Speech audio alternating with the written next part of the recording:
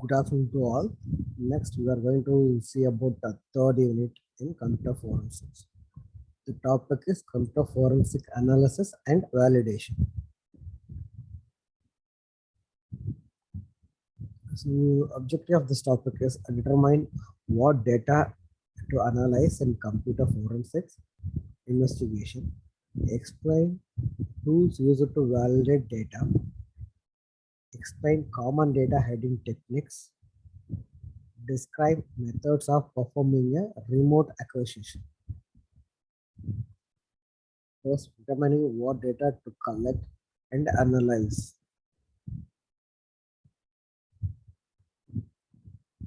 So examining and analyzing digital evidence depends on the nature of the case, amount of data processed, search warrants and court orders, company policies. These are all the basic things. Before we are going to start our analyzing process, we have to do these things. Scope creep. Investigation expands beyond the original description. Right of full discovery of digital evidence. Approaching computer forensic cases. Some basic principles apply to almost all computer forensic cases. The approaches you take depends largely on the specific type of case you are investigating. Basic steps for all computer forensics investigations for target drives use only recently wiped media that been reformatted and inspected for computer viruses. Basic step for all computer forensic investigations.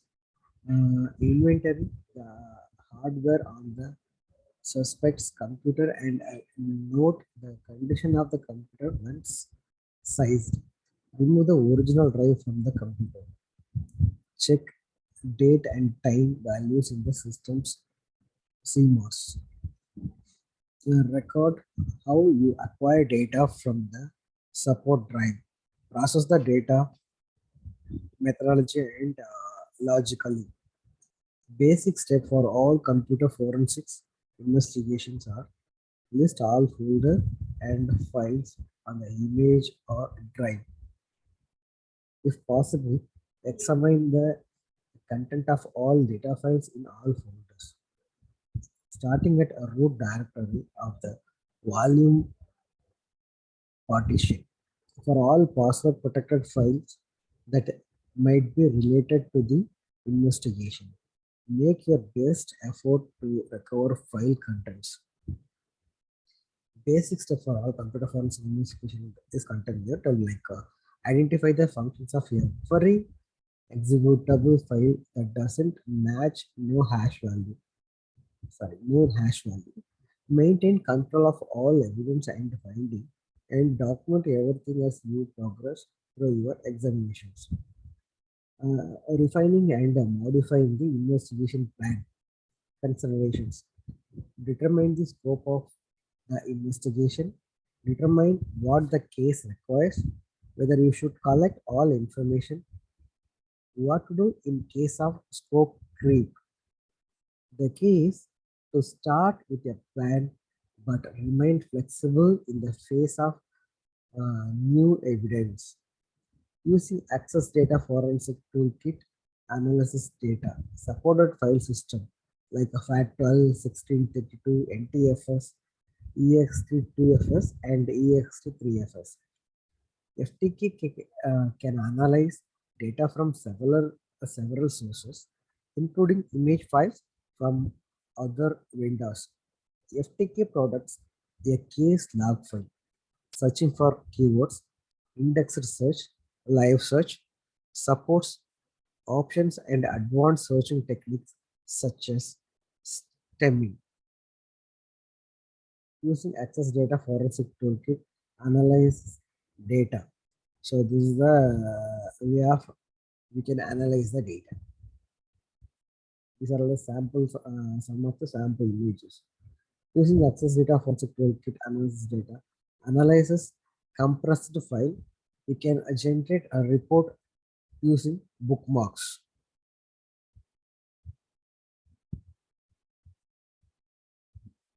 Validating forensic data. Here, one of the most critical aspects of computer forensic, ensuring the integrity of data you collect is essential for presenting evidence in court. Most computer forensic tools provide automated hashing of image files. Computer forensic tools have some limitations in performing hashing. Learning how to use advanced hexadecimal editors is necessary to ensure data integrity. Validating with hexadecimal editors.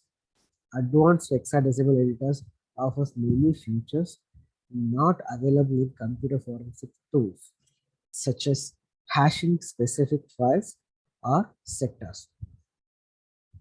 Hex Workshop provides several hashing algorithms, such as MD5 and SHA1. Hex X is nothing but hexadecimal. Workshop also generates the hash value of selected data sets in a file or sector. So this is an example for validating hexadecimal editors.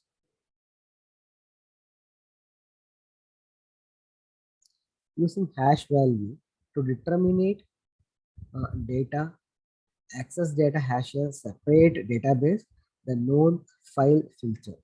It is called KFF.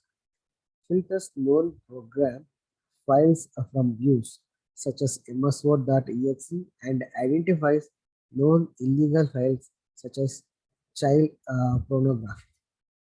KFF, that means a known file filter, compares known file hash value to files on your evidence drives or image files.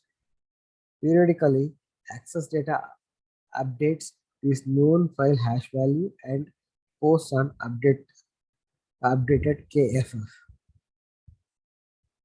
Validating with computer forensic programs.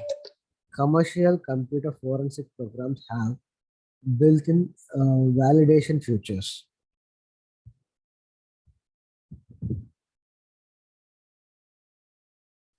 Pro discovers .eve file contains metadata that include hash value. Validation is done automatically. Raw format image files don't contain immediate, so you must validate raw format image files manually to ensure the integrity of data. In access data, FTK image, when you select the expert witness or the smart format, additional options for validating the acquisitions are displayed. Validation report lists MD5 and SHA1 hash values. Addressing data hiding techniques. File manipulation, disk manipulation, encryption. These are the three things are main for addressing data hiding techniques. In file manipulation, file names and extension is very important, and hidden property. Disk manipulation, hidden partitions, and bad clusters. In encryption, bit shifting and steganography. So these are all the important things for addressing data hiding techniques. Hiding partitions. Delete references to a partition is in a disk editor. Recreate links for accessing it.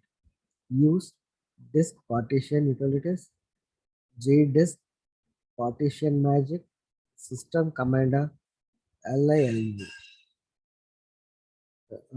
Account for all disk space and analyzing a disk. So this is the image for hiding partitions. Marking bad clusters. A common with FAT system place sensitive information on free space. Use a disk editor to mark a space as a bad cluster. To mark a good cluster as bad using a not-run disk editor. Type B is the FAT entry corresponding to the cluster. Bit shifting. Old technique, shift bit pattern to alter byte value of data, make files look like a binary executable code. 2. XR workshop. This is the example for bit shifting. Using steganography to hide data. Greek for hidden writing. Steganography tools were created to protect copyrighted material. By inserting digital watermarks into a file, a suspect can hide information on image or text document files.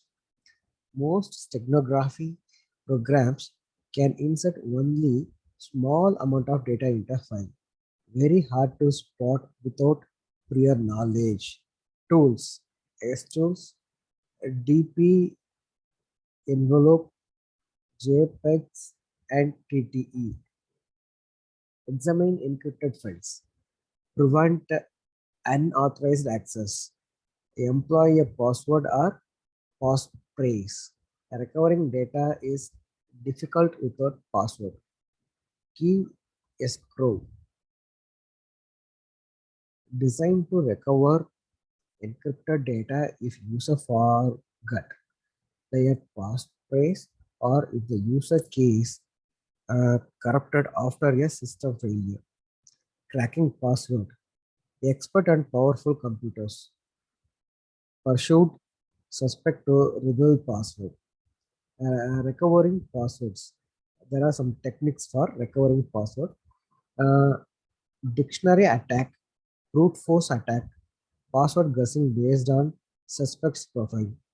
Tools: access data PRTK, advanced password recovery software toolkit, John the Ripper. Using access data tools with a password and encrypted file, access data offers a tool called password recovery toolkit, like PRTK. Can create possible password list from many sources. Can create your own custom dictionary based on facts in the case. Can create a suspect profile and use a biographical information to generate likely passwords. Word list. FTK finds all string in the data and make a word list from them.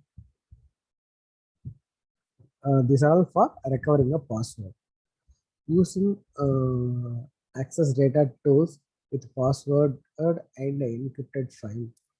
FTK can identify non-encrypted files and those that seem to be encrypted and export them. You can then import these files into PRTK and attempt to crack them. So this is the example diagram for that password recovery. Next, performing remote acquisition. Remote acquisitions are handy when you need to image the drive to a computer far away from your location, or when you don't want a suspect to be aware of an ongoing investigation.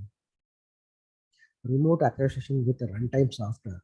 Runtime software offers the following software programs for remote acquisition: Dix, a Disk Explorer for FAT, Disk Explorer for NTFS, HD, HOST.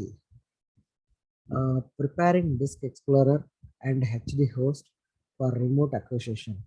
Requires the runtime software via portable media device such as USB thumb drive or floppy disk in two networked computers.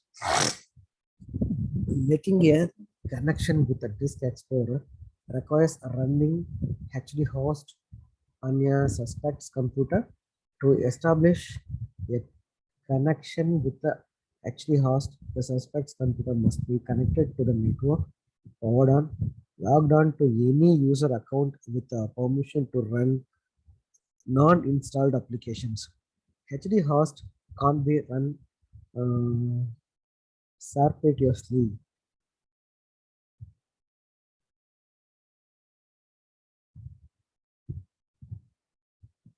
So these are the diagram for remote acquisition. So this is the end of this topic. Remaining we will say in the next class. Thank you.